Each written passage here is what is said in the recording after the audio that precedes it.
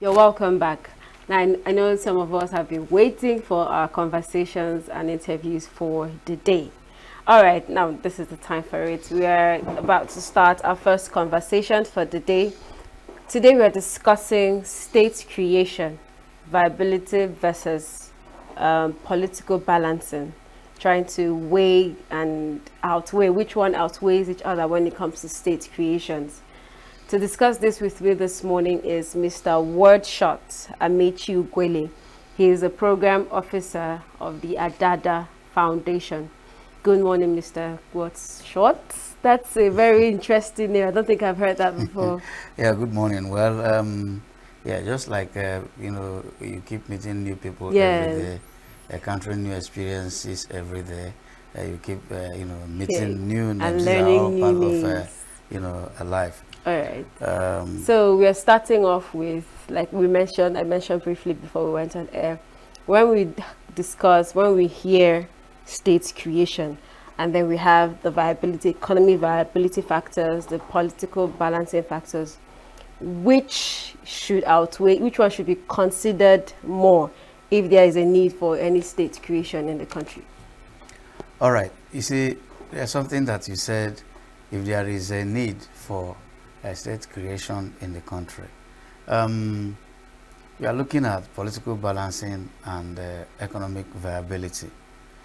To start with, states are, components of a nation, a country, and they have their purposes. In Nigeria, we operate three-tier system of governance. The federation, the states, and then the local governments. More recently, we've continued to make references to the regional structures and all that. People have all weighed in with their different opinions as to the best options to practice. Are we truly practicing a true federalism? Is Nigeria truly a federation? How independent are the states in terms of asserting their autonomy and their semi-autonomy and political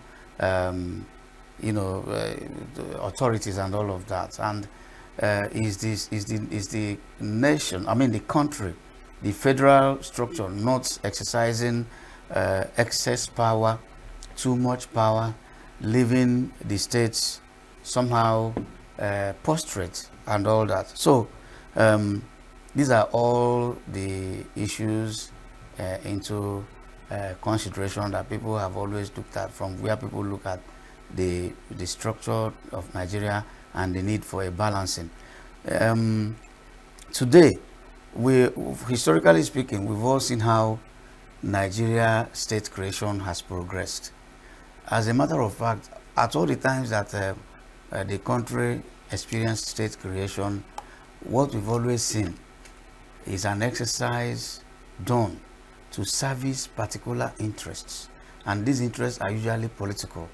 Okay. It hardly had any economic consideration. If there is any economic consideration, it is not one beyond, the servicing of the pecuniary interests of those behind those things. For instance, we're operating a federal constitution, 1999 constitution, prepared, packaged, and imposed on us by the military. And the military didn't just prepare this from a vacuum, in a vacuum. They are coming from a particular background. I'm talking about a military that was dominated by northern interests, or rather northern elements, northern Islamic elements that, have that unpretentious role to deliver Nigeria, as it were, to the north, to service their interest, using more or less like the structure of the state to capture the economic essence of the state for the interest of the northern establishment. I am telling you what is open, what is verifiable, what is clear to every Nigerian, especially those who, because the truth is that those in the north have always believed that this is how it should be, and those in the south have always agitated that it shouldn't be so. So you can even see the background. This thing can even give you a background to the agitation that is going on in the southeast. Okay. You know, and of course the muted ones that are all. So, and if you look at all of this, where the agitation for state creation is coming from most is the south, particularly the southeast, and there is a historical context to that. There is a reason for that. Apart from the inequality, the political inequality it imposes on the region, we also, and of course injustice and imbalance, we see a systemic, you know, denial, deprivation, and of course removal of a people from the full benefits as a full-fledged member of the federation. And these are people who know what is happening to them, and they are agitating. So when Murtala Muhammad created the states as he did, okay, when Gowon created the states as he did, nobody was considering viability. It was out of political expediency. They wanted, don't forget that we were just emerging from the Civil War. The Southeast lost a civil war, and they needed to do something that will make it nearly impossible for a region. The Southeast came into the war as a region. They were trying to make sure that Nigeria is splintered into that structure, that it will be near impossible for any particular region to come together again to viably wage a war against the rest of the country. Again, they also played to the sentiments of the minorities in the southeast, then known as the southeastern states. You understand? Okay. They played because that's why you saw now River State. They created River State, Cross River State, and these states were merely made and meant to separate those minorities who of course have their legitimate fears of domination by even the predominant ethnic group in the southeast, which is the Igbos. You understand? So they had their own legitimate, but the North and the government under their control actually, you know, played with these fears before them. They saw it as, you know, providing them with the opportunity to stoke their fears and say, look, this is the only way we can liberate you. And don't forget, from the Henry Willings Commission that was set up by the colonial government to look at the fears of the minorities, this has always been expressed. Look, these people are dominating us, and you can never eliminate it, because the minority will always have its own sentiments of marginalization, deprivation, and all of that. And the majority will always want the status quo to remain, to service its predominance. Okay, so from there you can see that the first exercise in state creation was not really done about viability. The regions were viable. Nigeria has never been as viable as when the regions were, you know, autonomous, semi-autonomous, and Nigeria was just you know, we were practicing the regional system of government, and everybody. Then the regions were strong. The Southeast had the fastest growing economy in the world. Okay? And that was when we had palm oil. Okay, that was when we had palm oil and all these produce that made Southeast. And that was when Malaysia and the Southeast Asia came to take our palm seedlings. And today they are leading producers. And immediately we left that regional level, our viability began to come down. And Malaysia continued to rise. Countries that were, you know, mates with Nigeria, okay, that we were actually leading in terms of progress and development, overtook us and have continued to grow, while we are we didn't just stagnate, we are going back, we are regressing. So then you see that time that's when we were seeing the granite pyramids in North, in Kano. Every day the railway will be bringing thousands and thousands of bags of granite from Kano. You go to the south, we had timber in Sapele. There was a day I attended a wedding at the former location of the timber production in Sapele. That place was like a community, but deserted, dead, and nothing is happening there anymore. We had rubber, we had cocoa, we had all of this. I'm talking of agricultural produce. Before we even start talking about maybe coal and then oil and the rest of them. But immediately Nigeria discovered oil. The federal government shifted because they wanted the political class, those who were in charge, wanted more money, wanted more direct control, and to exercise total control over the resources of Nigeria. So they had to tinker with the structure of the country. And add this to the ever-present ethno-religious suspicion and tension in the country. And now come to the 1999 constitution that is operative today in Nigeria. And how do we share our resources? How do we even share our resources? That derivatives from our agricultural resources, mineral resources, and then of course economic other this like taxes and all of that. You see that what did they do through the 1999 constitution? They made sure that everything, that local government, everything is factored through local government. States will have local governments. Things are shared according to the local governments. Okay?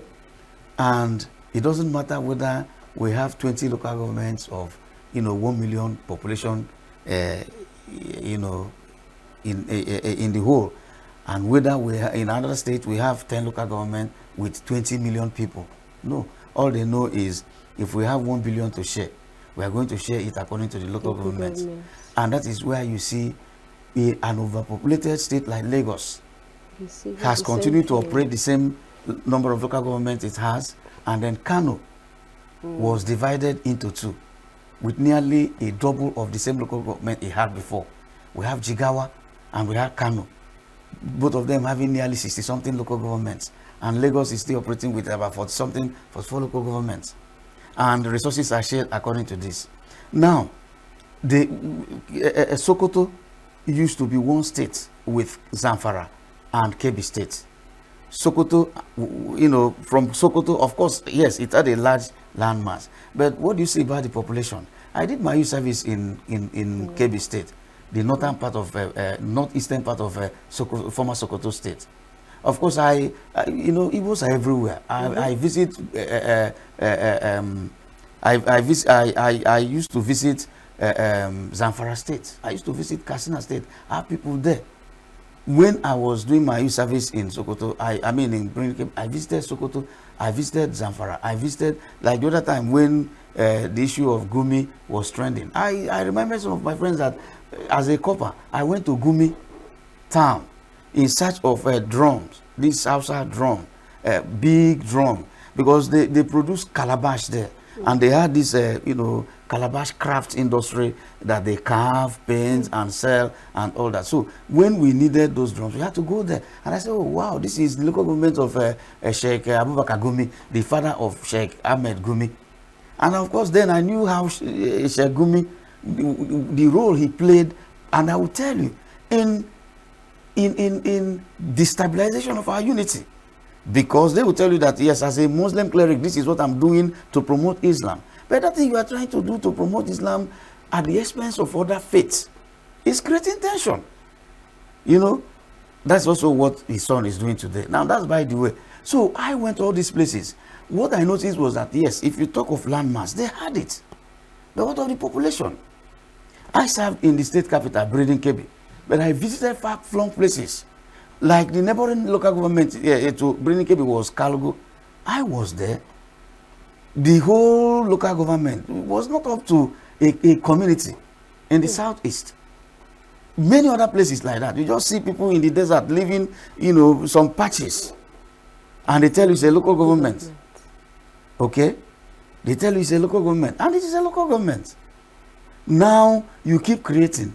And now how many of all the zones we have, geopolitical zones we have, the Southeast has the least in terms of states. Yes.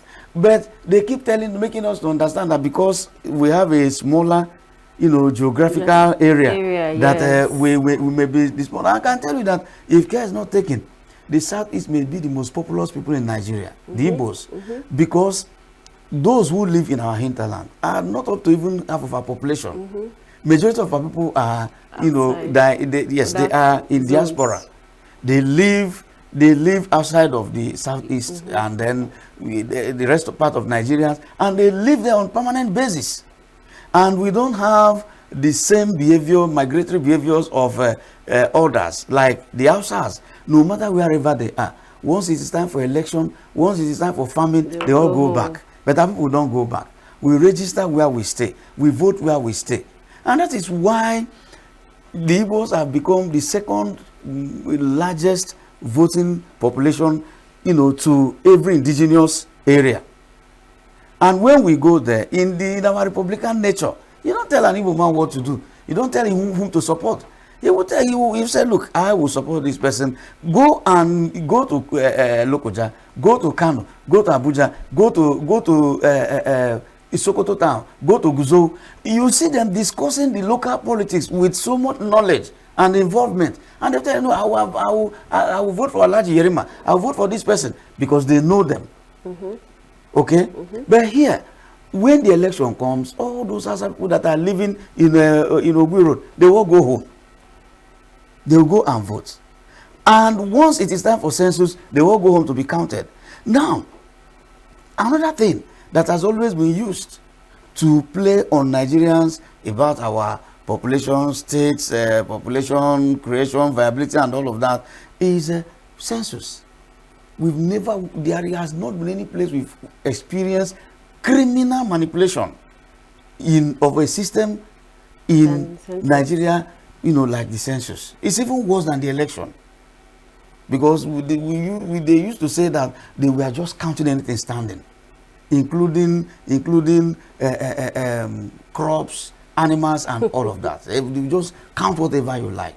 And that is why any attempt anybody has made to get to know the real figures of Nigerians will always be frustrated. Yes. Who are the people stopping it? Who are the people frustrating it? Who are they? The people who are benefiting from the lopsided, fake figures that we are working with. And they will tell you, yes, if we are going to plan in Nigeria, we will plan with our census figures. That resources has to be distributed according to, yes. Falsified. And what do you see? You continue to see that. So, but the truth is that of all of this that should have actually been the major factors to determine with our viability and or otherwise, you see, there is no state in Nigeria that is not viable, even now. But the problem is the operators.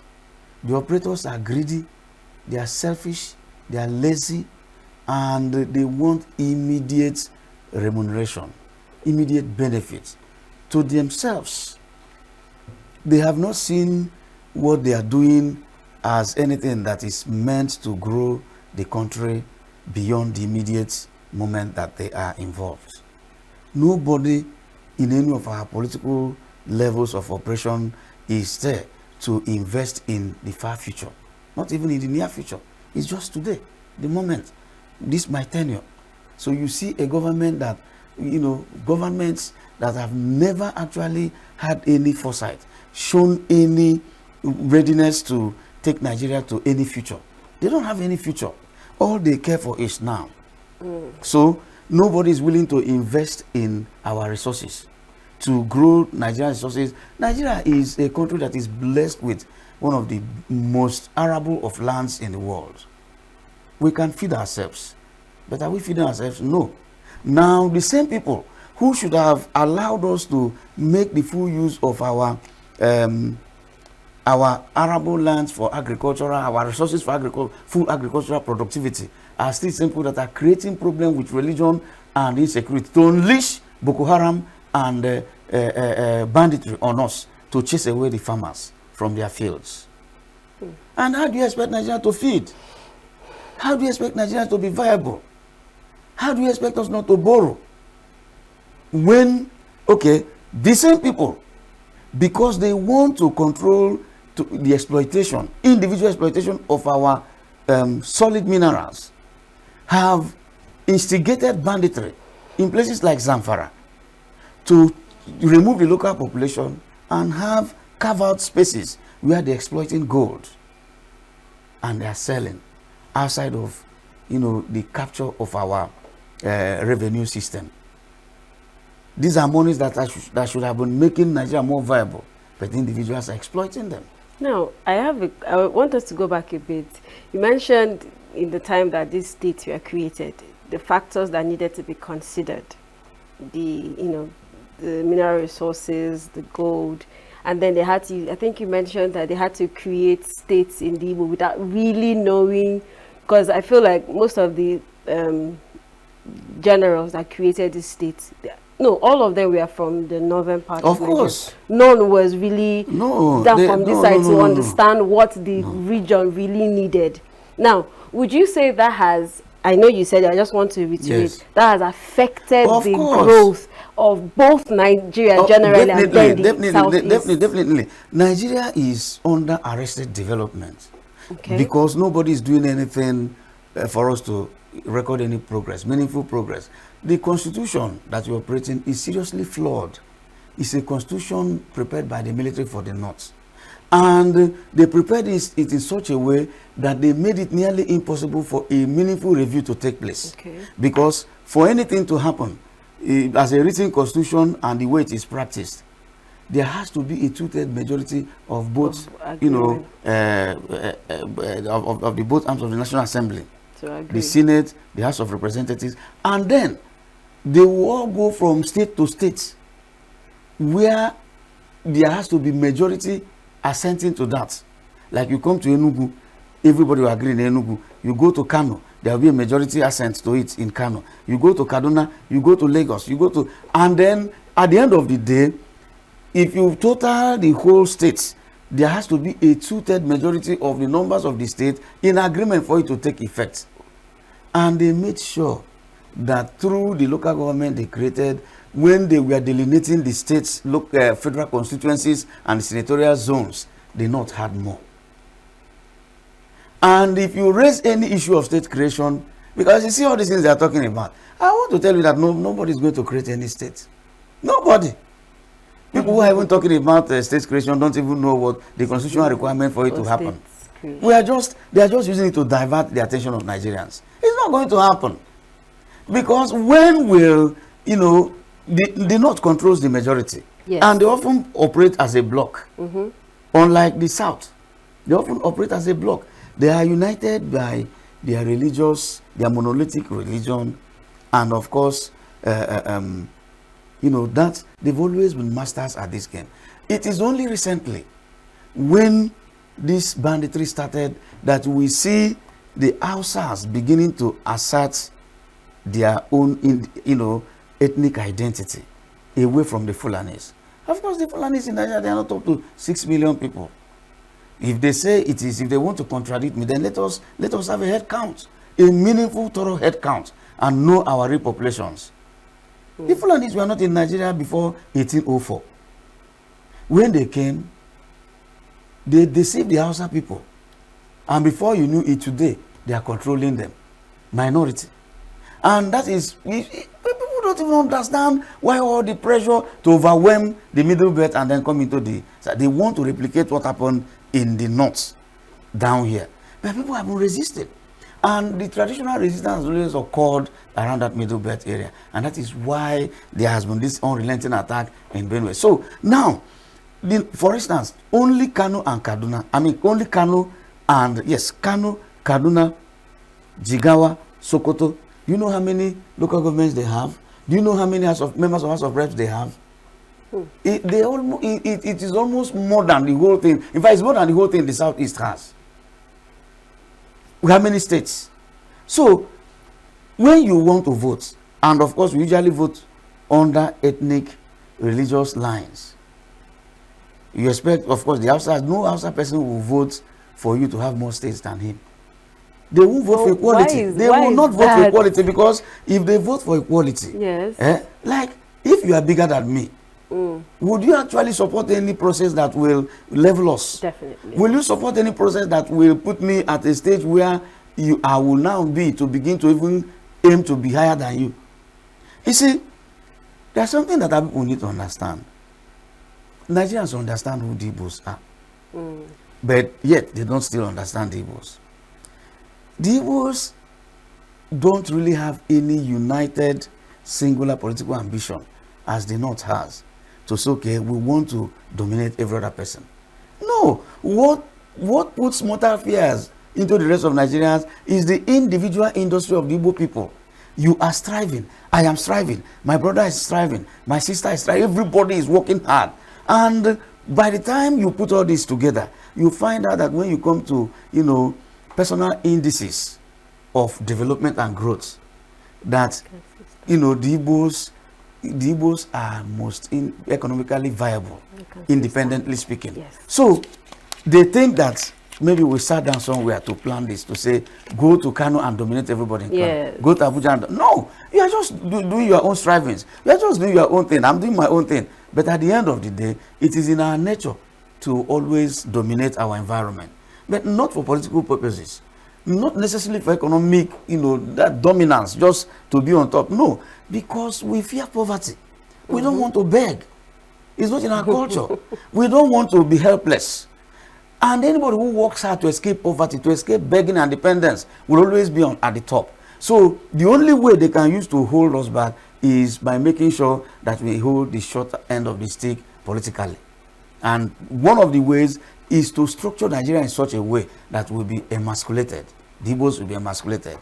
Give them less states, give them less numbers of senators in the Senate, give them less numbers of the House of Reps and the House of Representatives, so that when it comes to voting and all that, they will remain, in a minority. That's just it. That's just it. And then what about the revenue? We make all the money. I can tell you that if you talk about VAT, for instance, in the North, they don't drink alcohol. Here we make it, we consume it, we sell it, and we pay heavily in taxes to the government. And when this money is brought to the center, the North gets more. We make more taxes in VAT, and they go home with more. Why? Because because the sharing system favors them through the local governments. There is no singular place that it is permitted to drink alcohol in Kano, except in the patches of, where the Igbos live, like Sabongeri, barracks and all that. And even if they catch you bringing the alcoholic beverages into these areas, they will destroy it. My own brothers have lost millions. There was a time, my uncle nearly went bankrupt. They seized trucks, these long trailer loads of drinks. And they said, and when they were destroying them, they were filming it, cheering, happy. That yes, but you go to Dubai, there are places that you can drink alcohol. They don't practice extreme Islam. The version of Islam we see here is a political Islam. True. Created purely for nothing but dominance and pushed and promoted by the Fulanis. In Saudi Arabia, even when they are conservative, there are certain things they allow, and they're even modernizing. It's only here they tell you, with all due respect to their religion. Because even me, I have issues with all the foreign religions, both Christianity and Islam. I have issues with them. But the thing is that, yes, whichever one you want to practice, do it, but do not use it to create problems for every other person. So now we share according to our population. Nobody is talking about making the money. What we hear about is just the cake. The cake. Who is baking the cake? National cake. National cake. Prepared by who? Prepared by who? So that's our problem. Now, the Southeast has the least number of states. We are five. Either 5 or 6. Five. We are 5. They took others are 6, and then we have 7. Now, and they're telling us, where are you going to create it from? What do you mean? Other state has been there. The agitation for other state has been there since ages. Yes. Okay, people are talking about the Etiti state. You come to Igbo, the southeast, and then from the contiguous areas where you have a common boundary between Anambra, Imo, okay? And then Enugu, you create a state within that place.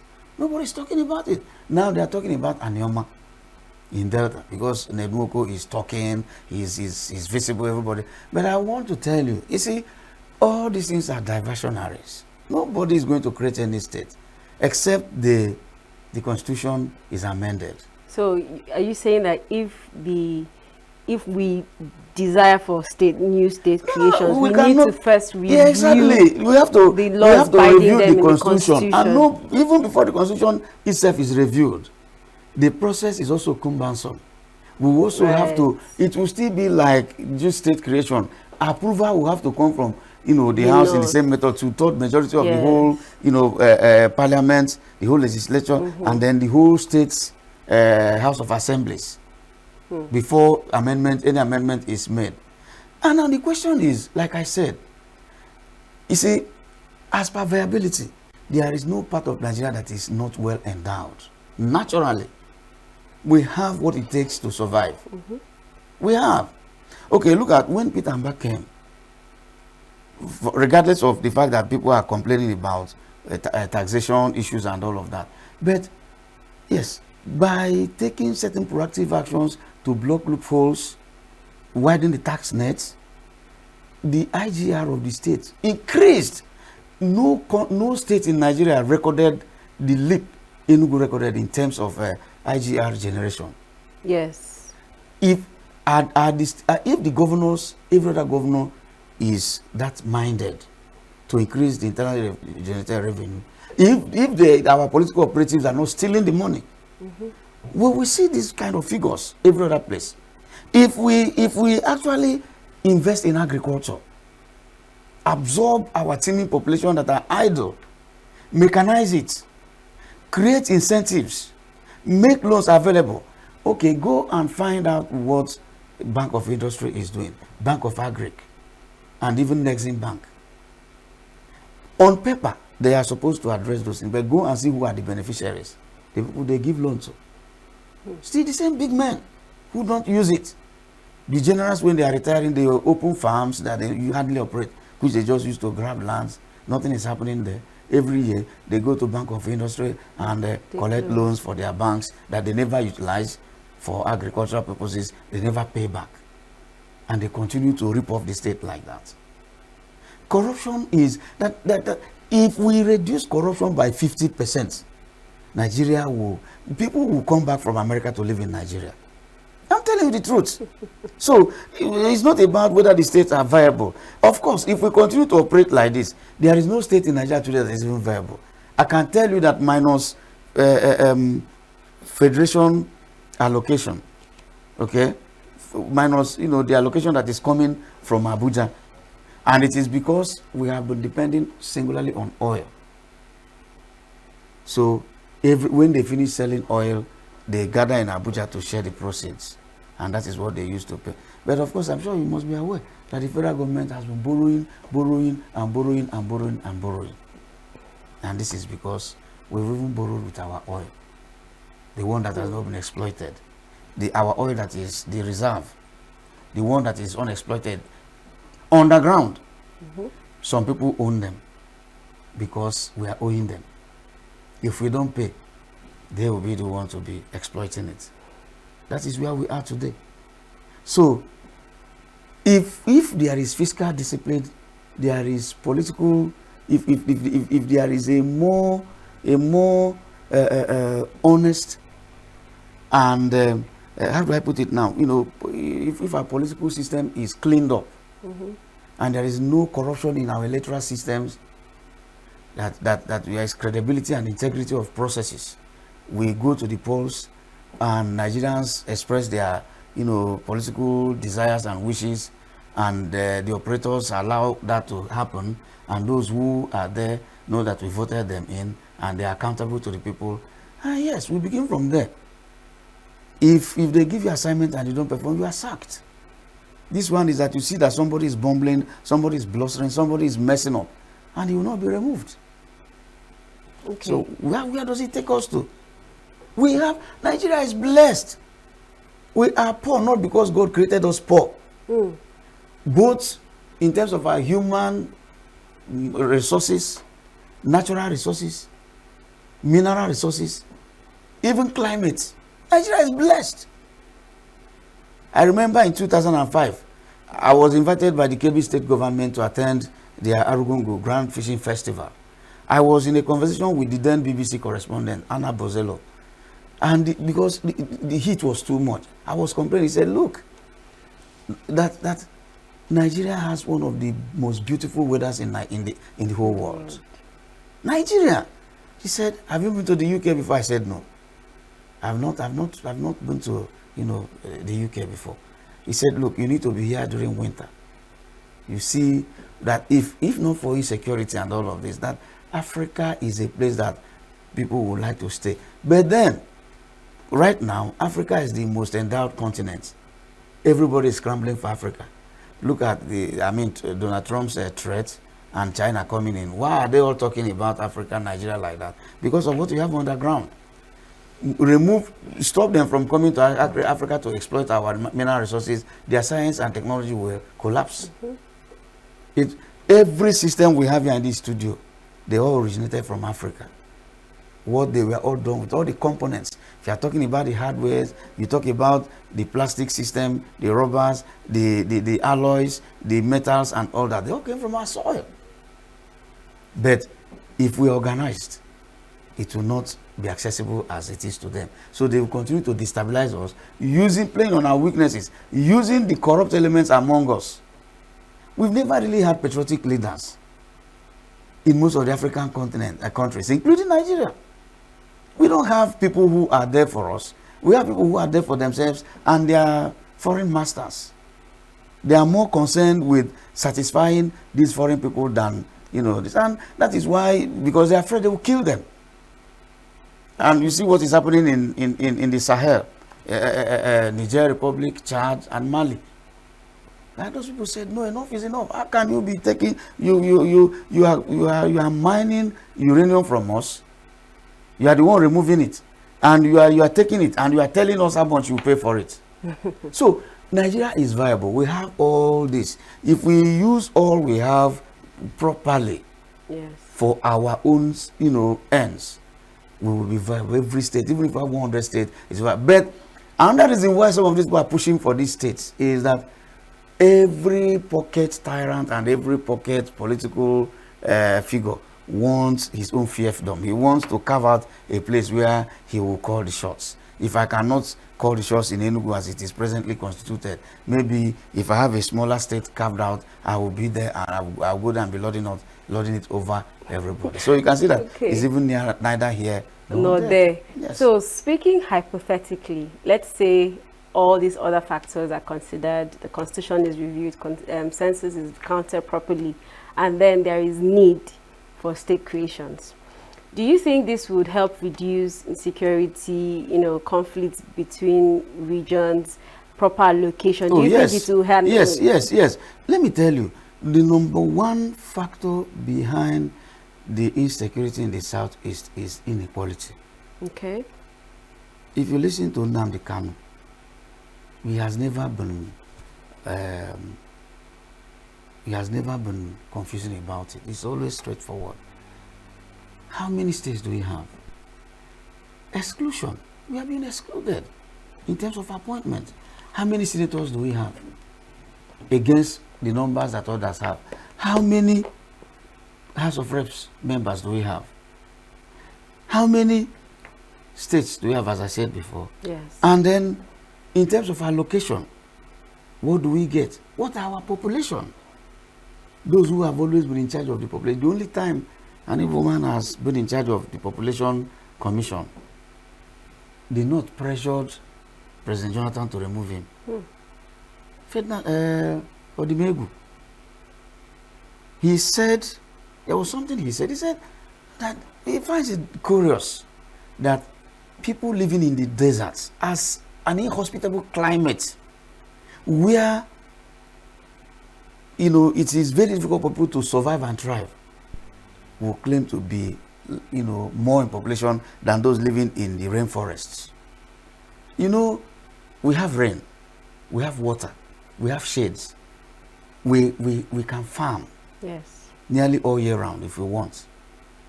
But they have less rainfall, inhospitable weather, and those people who are behind these conflicts we are seeing in the north, if you talk, they will tell you it is climate change. climate change. It's nothing like climate change. They just want to tamper with the demography of the country.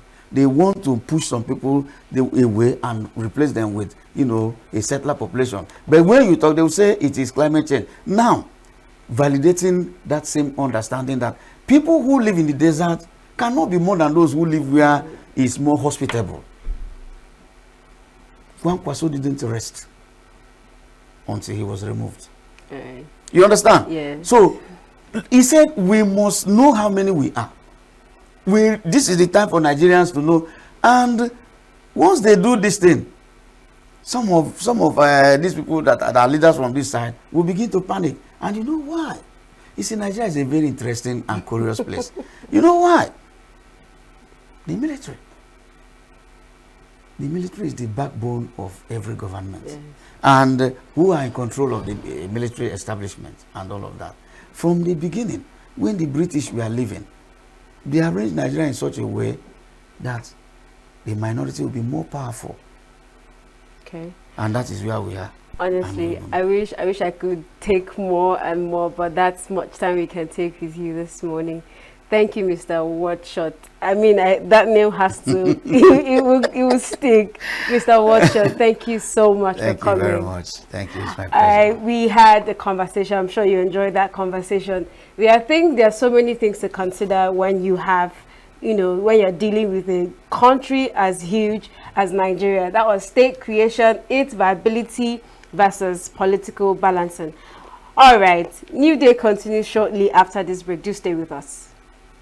Every second, every minute, every day, news is breaking, events occur, and there are new developments. At Signature TV, we follow these stories objectively, bringing all sides without bias, explaining the complex issues, breaking down the numbers, and investigating the issues behind the news. Anywhere and everywhere, near or far, wherever the news is, we will be there. Signature TV. News in your pocket.